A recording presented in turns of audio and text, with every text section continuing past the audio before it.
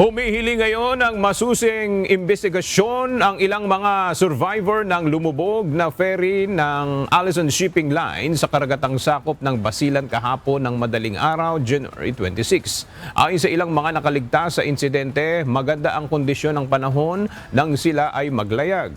Hindi rin overloaded ang barko dahil nasa halos mahigit 340 lang ang sakay nito. Gayunman, nangyari pa rin ang insidente kaya nais nilang malaman kung ano ang posibleng sanhi ng trahedya. Sana imbestigahan yun. Kasi hindi naman masama ang panahon. Bakit lumubog na walang bagyo, walang kuwan? So at least an investigation is needed sa Allison.